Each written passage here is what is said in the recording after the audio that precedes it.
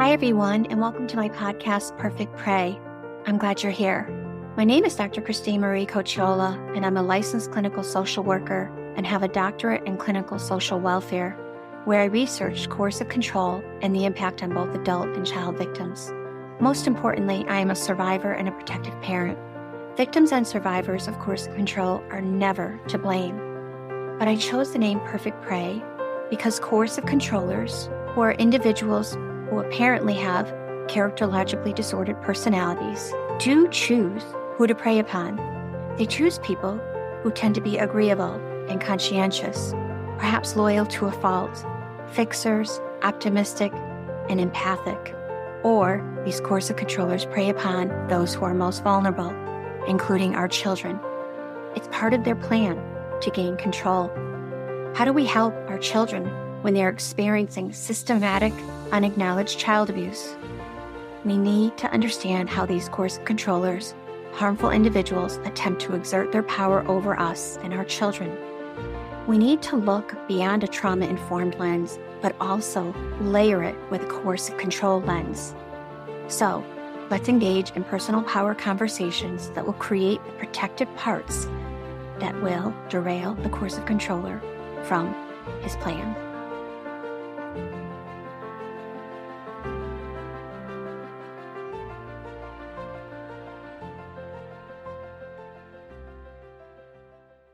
Hi, everyone. Welcome to episode 9.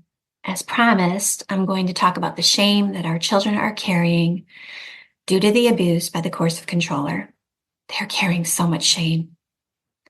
I also wanted to mention that Dr. Stark calls children secondary victims, not because they are not harmed at all, but because their abuse is secondary to the primary focus of the abuser, you. I hear from a lot of protective parents distressed, so overwhelmed. Their children are treating them poorly, disrespectful, and entitled. It is all coming from the coercive controller. We have to see it this way. We have to imagine that our child's words are being fed by that abuser. It's the only thing that helps us rationalize what's really occurring, especially since as trauma victims, we're extremely triggered by a lot of these words. These children oftentimes are in trauma reaction of fight. As you probably are aware, there is many ways to look at trauma reactions, but fight, flight, freeze, and fawn tend to be the primary ones. The reality is that many of us have vacillated between them all, regularly and throughout periods in our lives.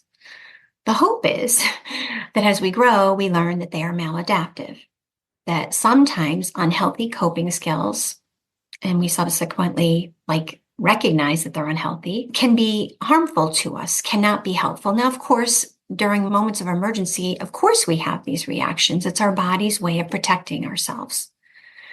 But overall, we learn new, healthier ways of coping. And you get this, I know you do, because you're listening, because you've experienced complex trauma, a trauma that doesn't end as the coercive control continues.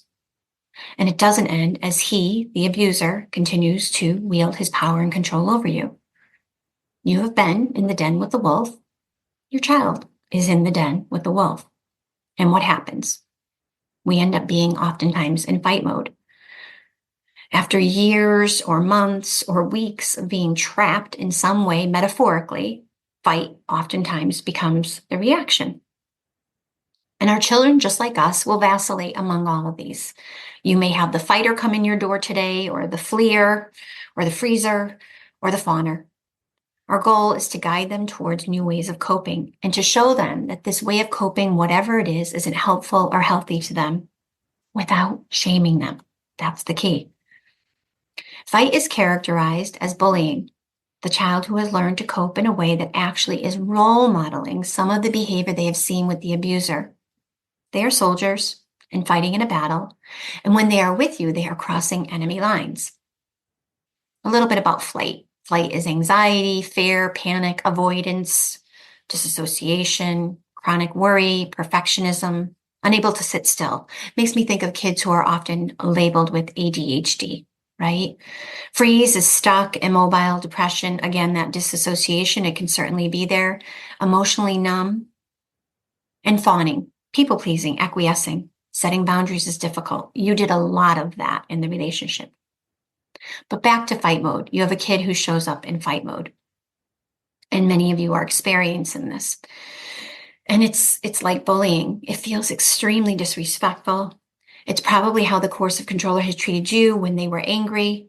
Your child might be a little or a lot aggressive with short fuses, right? Easily dysregulated and even explosive.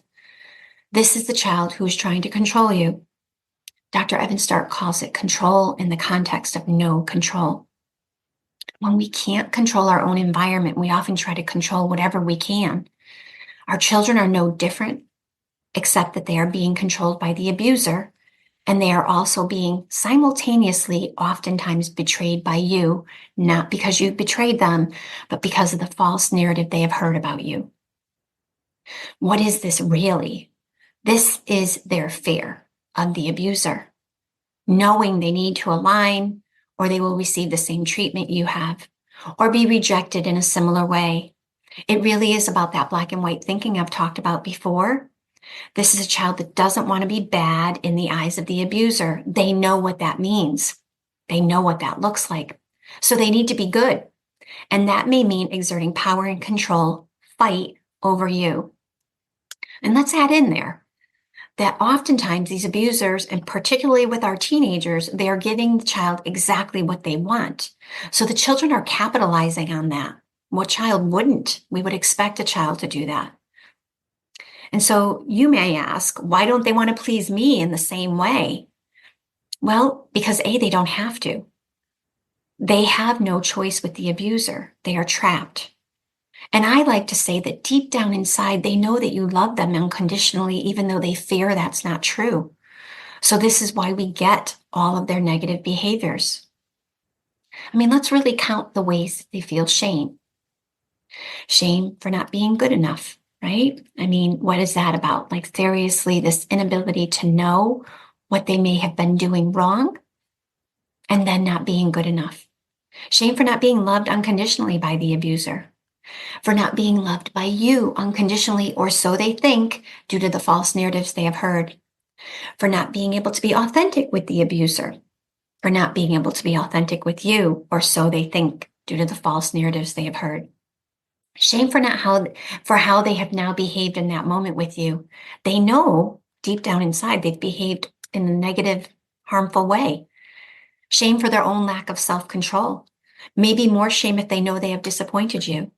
Shame for behaving in a way they know deep down inside is wrong. I mean, it's shame, shame, shame. And you know that the thread I try to keep reinforcing is that children need to feel unconditional love and positive regard from us. They need to know that they can be authentic. The reality is our children don't think they can be this way with us, and they know they can't be that way with the other person. And so, again, why has this all occurred? As I always say, since day one, this is the way that the coercive controller has groomed them to ensure to retain control, so that when and if they go into battle, they will align as necessary.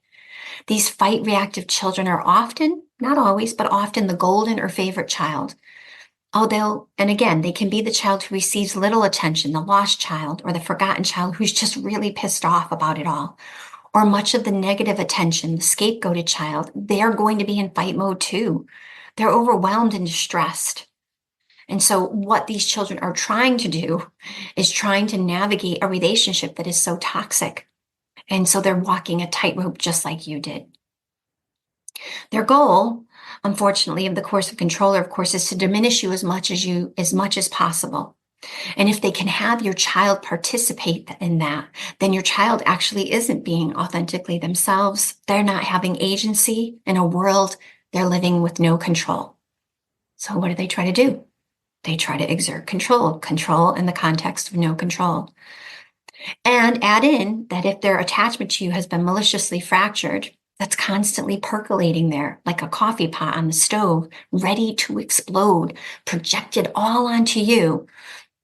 A, because they're supposed to be this way with you, indoctrinated, overtly and covertly for a long time, feeling a certain way about you, not trusting you, feeling uncomfortable, discomfort, not liking your emotions or the way you behave.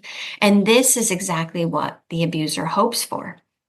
that they hope that our children actually don't see us as safe and don't feel comfortable with us. And mostly, again, they're overwhelmed, flooded all the time, emotions up and down, dysregulated, untrusting, again, unattached, untethered to anything. They can't find an anchor or their lifeboat, even though that's you. They are in the tumultuous seas of the coercive controller. Again, you are in that lifeboat and you're giving them a lifeline, accepting them as they are, anger and all. Again, your safety has to be primary. I understand that some of this can get extremely volatile, but withstanding that, what can you do to de-escalate? How can you not add gasoline, further igniting the fire that is burning in them? If you think of it that way, the coercive controller has ignited a fire in them and is hoping you will add gasoline to it, creating a more compromised child and therefore a child who has no agency against the coercive controller. So imagine you are working along enemy lines. This is how our children feel. But you don't want to do this. You've been forced to do this, and you are a spy. No one knows that you are doing it. No one except perhaps the person making you do it and the enemy. And the enemy, meaning you, reminds you simply by being the loving mother that you are, you trigger your child. They feel uncomfortable about it. They are not supposed to like it, so they have to push back. And that whatever you do is probably wrong in their eyes. You are the prisoner of war these children are the prisoners of war doing the dirty work for the oppressor. It's a pact between them and the oppressor, an unspoken pact. And if that child violates it, then you're going to receive the wrath. You're going to be rejected. You're going to be abandoned. You're going to be so lost. You already are lost. You don't know who to trust. This is what's happening to our children. So they're avoiding their shame at all costs. They don't want to feel it. Just like the coercive controller never wants to feel their shame, because they do feel devalued just by the nature of the relationships. They are exerting power over you to ensure that they don't have to deal with the shame. I'll give an example. Phones are always a huge issue, right? These kids we know many children addicted to their technology, just like many adults. And the question becomes, is taking away that phone as a punishment going to make matters worse or better? If there's a chance that it's going to make it worse and you're going to lose control in that situation and give more power to your child, therefore, don't take the phone. Unless you've been able to implement safeguards around phones for years, and for some reason the abuser is working with you on that, which doesn't make any sense to me, probably highly improbable, then taking away the phone will only make things worse. We're not parenting the same children. They are harmed by the coercive controller. We're parenting different children. They are abused. We need to parent differently. The coercive controller exerting his narrative over and over again to ensure that our child does behave in a negative way when we try to hold our children accountable. So this is what the coercive controller is banking on. That your child behaves badly, and then you try to reinforce or to react in a way that's appropriate, that any parent that is trying to be appropriate would respond to that particular issue. And then, of course, you're a little triggered, but maybe you're able to handle that well. You're able to handle the triggering when your child reacts to you in such a negative way. But you try to take the phone, and then what you've done is you reinforce the negative narrative that your child has heard about you. You've reinforced without intention the shame. You see, the coercive controller is hoping this happens, plans for it, and then ends up capitalizing on it, saying, see, I told you about your mother. See, I told you this was going to happen. I told you she'd do this. I told you she'd get upset. All of those things. And that only further indoctrinates our child's false narrative. Again, I liken it to fire burning in the stomach. They have the shame burning. The coercive controller is adding kindling all the time and is hopeful that we're going to contribute to that kindling, that we're going to maybe add gasoline onto it. How do we extinguish this fire that the coercive controller is burning in our child? We need to be gentle parents. So hard when you're trauma victims. I just did a YouTube about this. They need to know that we are accepting of them regardless of how they behave. That doesn't mean we don't call it the negative behavior, but just like with that 3-year-old having a tantrum, you can't address the behavior until they calm down, until they regulate. So we have to wait until our children regulate. Doing so afterward and immediately gets us nowhere. And honestly, we're triggered. and leads us to be this reactive person. So we have to see that the more that we're reactive and less responsive, the more, well, let me just flip that. The more responsive we are, the more helpful it is. The more that we disengage, the more that we don't interact with basically their tornado vortex, right? The vortex of the tornado. And so they are petrified, by the way, that you hate them, that you're disappointed in them, that you don't like them. That's what they keep hearing. And then when they behave badly, they know that maybe they've reinforced that. And so they expect you to possibly reject them. And this is their biggest fear. Your mother doesn't love you, doesn't love us, is unstable, untrustworthy, angry, yells all the time, is too sensitive. You know the list. I asked you last episode to write the list. What are the things that the Coercive Controller is saying about you? How do you counteract that? And then when they are with us in fight mode, after fawning, by the way, going back to the 4 major trauma responses, they've fawned all weekend or all week with the abuser. They've acquiesced all the time with the abuser. They are, of course, dysregulated and overwhelmed. And then when we cannot tolerate it, in some ways, we fulfill the prophecy of the Coercive Controller. The reality is that, again, your child is fawning all the time to the Coercive Controller like you did, and then going off and doing the bidding of the abuser. They come to you, to your home, they swear at you. How dare you talk to me that way? I'm your mother. I can't believe you treat me this way. Or who does this? You know I would never swear like that to you. Well, the reality is that, again, calling them out on that behavior is not helpful. There's really simple strategies. We have been accustomed to over-explaining. We have been accustomed to being triggered. What we have to do is when they swear at us, maybe say something like, "Thanks for not swearing. I really don't like swearing in our house," and using the words our. We use we and our and make it about us and all of us together, that we're in this together, not you, right? Or I appreciate it when I'm not sweared at. I prefer we don't. And they could say back at you, well, they could keep swearing at you. And you could say, yeah, well, thanks a lot for not doing that, honey, and walking away. I really do recommend that we only respond to them twice and that we respond to them in very similar statements. It assists with their cognitive processing. We have to have succinct, short statements that are very similar. So they swear at you and you say, I appreciate it when we don't swear here. And they swear at you again, you say, thank you so much, but I really appreciate it when we don't swear here. Or they call you, they say that you've done something wrong. You say, you know what, sweetheart, I appreciate, I'm sorry that you heard that, but that's not true. And we say that again twice. But then here's the key. We create space.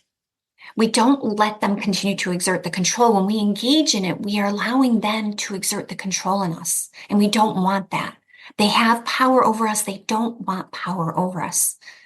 And so what can we do? We just say, you know what, sweetheart, I'm done talking about this. And we walk away, and then we go and we remove ourselves from the situation as best we can. Even if you weren't thinking about taking a shower or going out for a ride in the car, go and do it and pretend you actually legitimately have to do something, that they didn't push you or force you to do something. They don't want control over us. And then later on, you can highlight the behavior if you want to, if there's an ability to do so. If they're so indoctrinated and dysregulated, you may not have the ability to do so, but don't think that you didn't already address it. You did. And the more that you consistently show up in this way to address it to them, the more that you do this, the less engaged they're going to be. You're not burning the fire in their stomachs. I like say it's in the stomach. It's like burning. We're not igniting it. We're not adding to it, I should say. It's already ignited. We are not adding gasoline to it. We say things like, I appreciate it when we don't yell. We use I statements and we statements around the house. We create a soft space, safe space in our home, even when it's not feeling soft and safe to us. And we disengage all the time with kindness. We say, you know what, I'm just going to go out for a walk. And they're screaming and yelling at you or saying whatever they are, and you still disengage. And then when you come back, if you're able to have the conversation, you can have that conversation then. Remember, we have to let the arrows fall to the ground. That is our personal power. We want them to see that basically, even if we're not feeling it, we are badass parents. We are capable. We can handle it. We aren't going to reject them. Our love is unconditional. They can be themselves, even if it's really raw and challenging.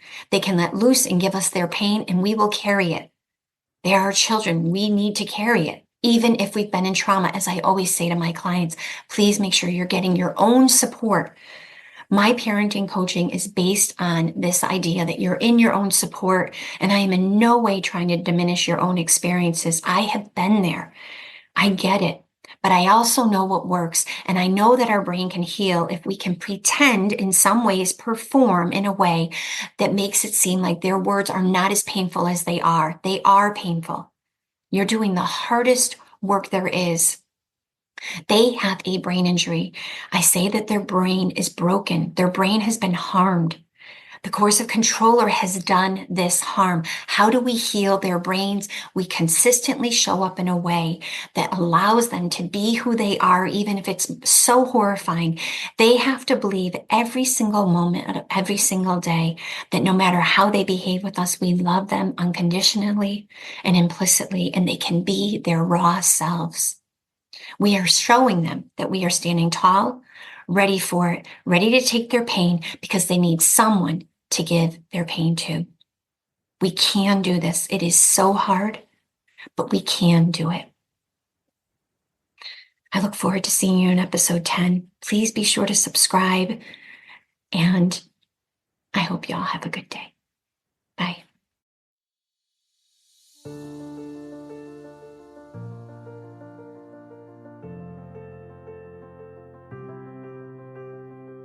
Thank you for listening to Perfect Prey.